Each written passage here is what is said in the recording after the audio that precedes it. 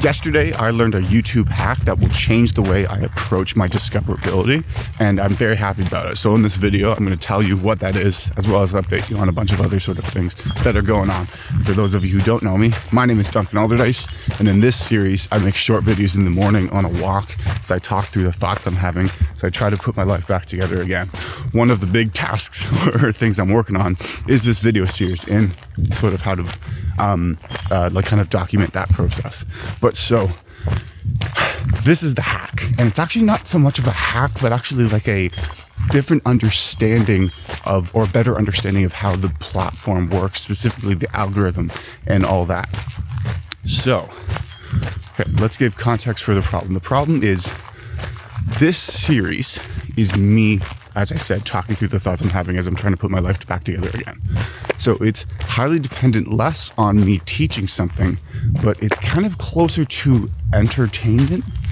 But so I'm the personality, that's the value that I'm providing. And there's something about witnessing another person kind of show up every day, discuss. There's like some sort of, like if you know me already, then if someone has never met me before, then there's a sort of parasocial relationship occurring. Like there's some exchange of that, like that's what's occurring. However, that is not a strong enough hook for just someone who's never met me before. Like I'm nobody to most people, just math-wise. That's not like a depressing thing. It just is. If you walk down the street, asked 100,000 people who Duncan Alderdice is, I don't know that you'd get one to say that they did know who I am. Also, it's a new camera. I'm curious how the wind is going on this. But so there needs to be a hook that's kind of relevant for someone who hasn't known me, that would get them to click on the video the first time, and then from there they would watch the video, and if they enjoyed interacting with the individual that is speaking, who is me in this circumstance, and they are interested in the type of content where someone makes videos like this, then they'll show up. Okay, so problem to solve is discoverability. Now, of course, and this is the thing I already knew, which is like the title and thumbnail. That's where you gotta go. Like that's how you get the attention of the person. So the title and thumbnail are going on. I feel like I have to switch to the title and thumbnail.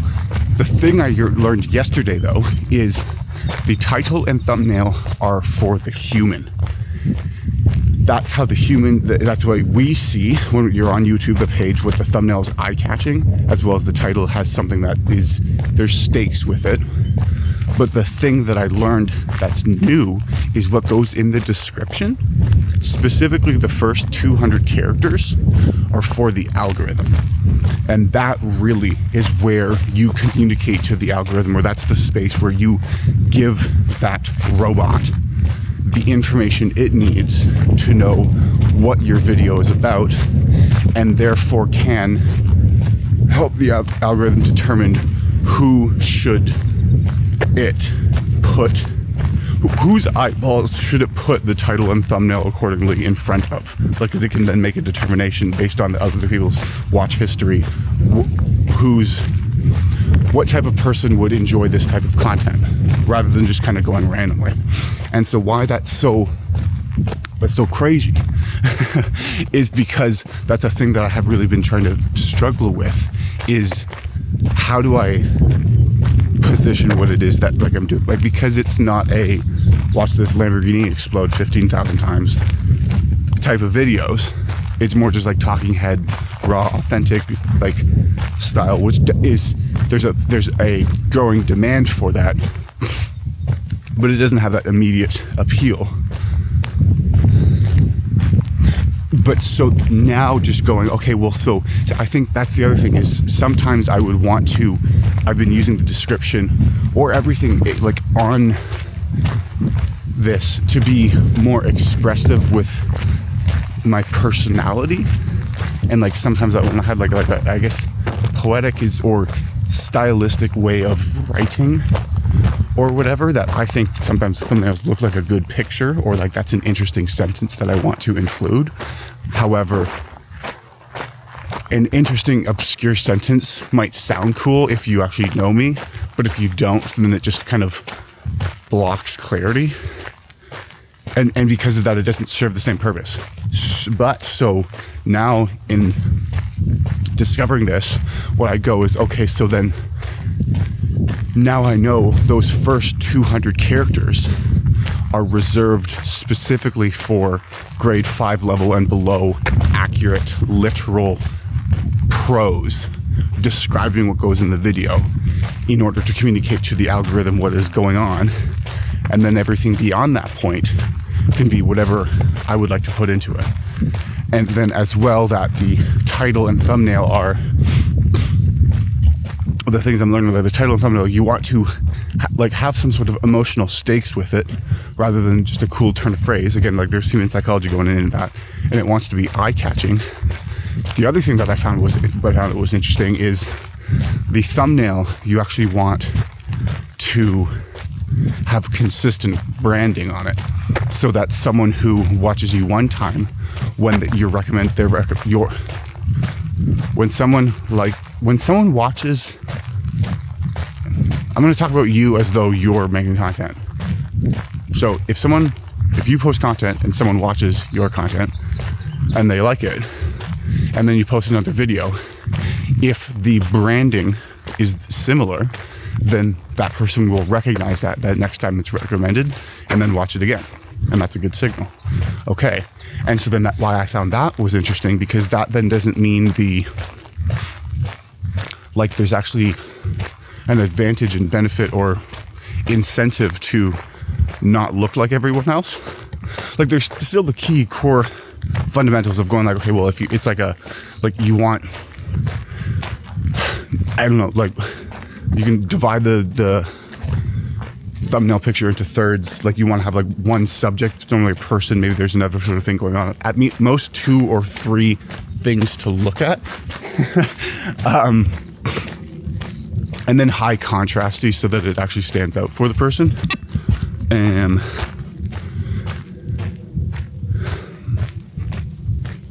But if you have that, then it's not specifically like this type of font is better or something like that. So that's something where I can, if I'm enjoying making the Photoshop, I can lean into more doing the things that I want or that I enjoy doing, because there is an advantage to that. But then now the other thing is, because it's like, okay, well, so what is the title of the series? Because in the series, that's where something what I can do, where I can put in the rebuilding my life at 28 or whatever sentence that is, and then make it contextually relevant to what goes on the side of the video, thereby communicating to the algorithm that this is in fact a continuation of a longer series. And then with that information, the algorithm then knows, okay, well, someone who watched a video previously in the series then is more likely to want to watch another one in it. And so then it's going to increase the likelihood of promoting that. Because the one thing I do find is that the impressions I've gotten on day 1 is like above 5,000, which is translated into 200-ish views. For the remaining videos, I don't think there's a single one that has broken 10 views, but the impressions, like the amount of times it's been recommended to other people, is like proportional to that. So then it makes sense as why someone might want to watch a day 1, but not as obvious why someone would want to watch a day 13. But then again, I just think you just got to keep doing that. But so this is very cool that I've discovered this, and the way that I discovered it is even more interesting, because it wasn't just a YouTube video, but actually within YouTube Studio, you can talk with it's called Studio AI. So I believe it's powered by Gemini, but it's connected to YouTube and has a better understanding, like it was developed by those people. So then when you're asking that AI how your channel could improve or questions to it, that's just not using like the thinking or reasoning partner that Claude or ChatGPT can be, but it quite literally is asking a brain that is connected to the machine you're trying to understand how to use that machine more effectively. And so then it's when I get asked a direct question and then follow up a million fucking times with a bunch of different sort of categories in a very long essay format question that is just me spewing the thoughts that directly come to mind as I've just learned this information. It then further solidifies that information as being relevant, and it gives me confidence. It's not like it's well, why should I listen to you, Claude, when you're talking about something that you probably are just looking on the internet, and that's why the advice doesn't actually sound that insightful, because it sounds just like the thing you can find anywhere. But when you're asking the studio AI, then it's like, oh, when you say something like these styles, the personal documentary, daily entry style videos is the backbone of what makes YouTube a platform, then that makes me have confidence of, okay, so then there is a market for this. Excellent. It's not just an AI feeding, like, sycophantically feeding the thing I want to hear. So I don't want to hear that my idea is fantastic, if just to hear that my idea is fantastic. Like I'm trying to figure out what a fantastic idea is. And if this idea that I've come up with fits into the category of fantastic ideas, excellent. But if it's not, I'd like to know that so that I could trash it and then try to find a different idea. See if that's a fantastic one. Okay. It also is interesting because it's like, this is where it pulls into the need to have focus on one thing.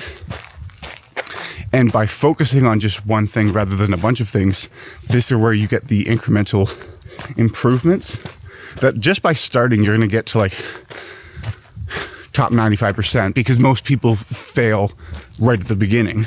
But like those last 5% to get up there, there's diminishing returns, but that requires focus and effort. More what I'm just saying is that just by playing around and stumbling across this feels like just such an advancement. I think because it's a legit thing coming from a strong source, so I know it's real, not just what someone else has said that sounds good, but also because it helps me better understand conceptually how to approach this. Like going, okay, well, I understand it's a robot. Like I need to speak the language.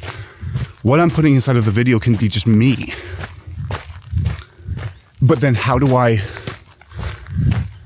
help the platform? How do I help the thing that wants to promote me?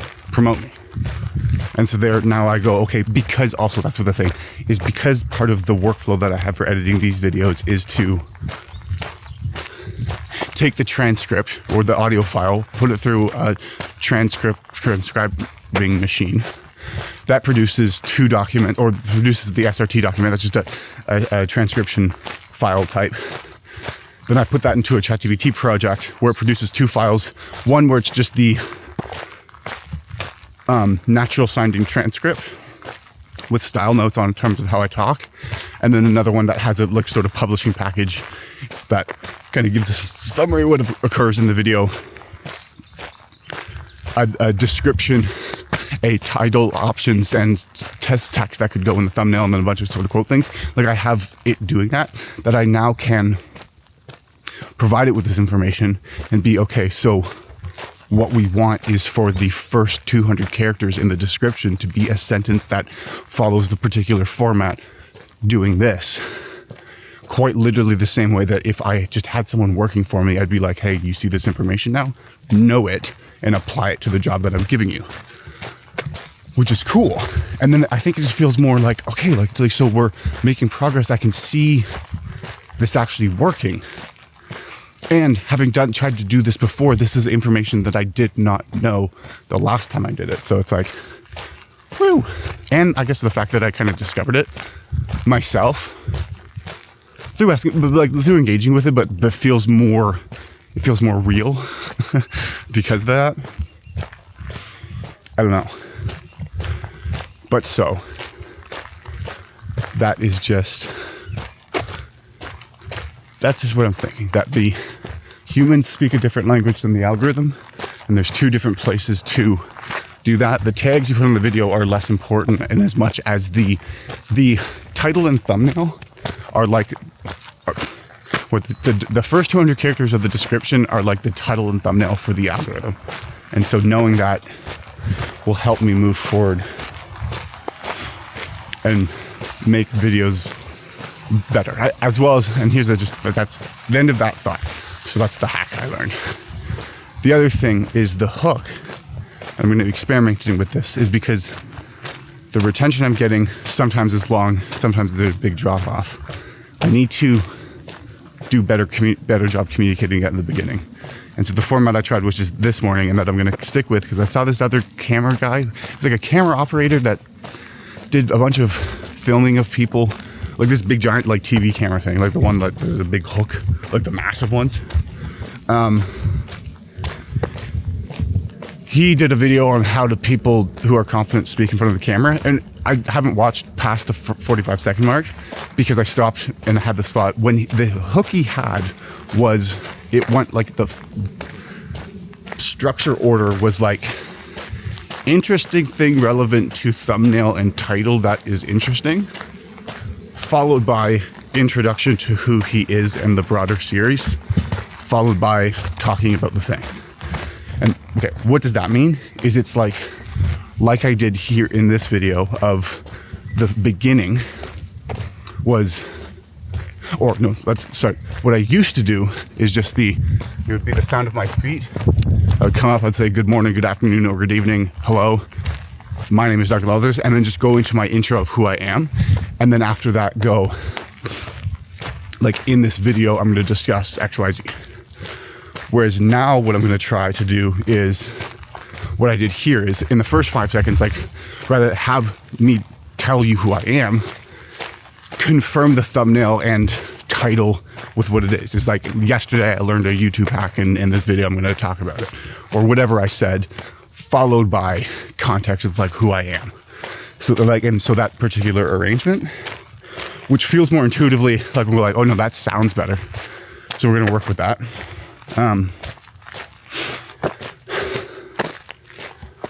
Well, yeah, so those are just things that I have discovered and I'm encouraged by, and I'm happy.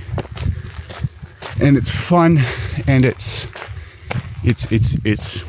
encouraging, I think is the word, to find and discover something you didn't know before.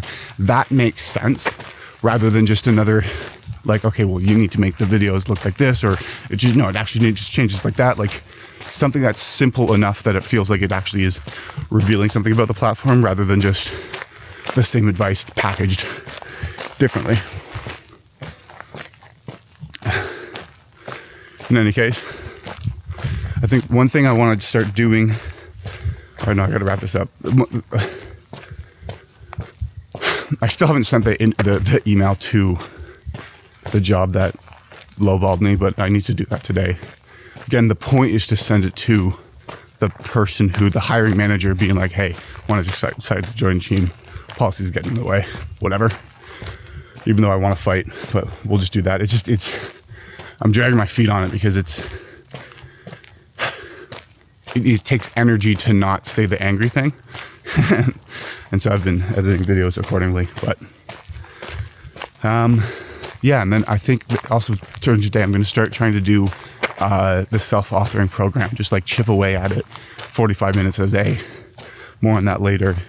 And then I also am going to try to see if I can consolidate the lessons I've learned from 30 days of posting, because that could be a good intro video and do tomorrow or something like that.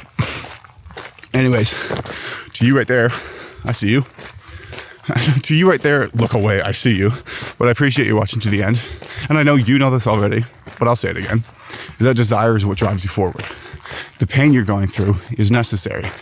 That is why you need to believe in yourself, because you're more capable of doing great things than you give yourself credit. Lean in, aim up, and move forward. Yes, you can. Yes, you will.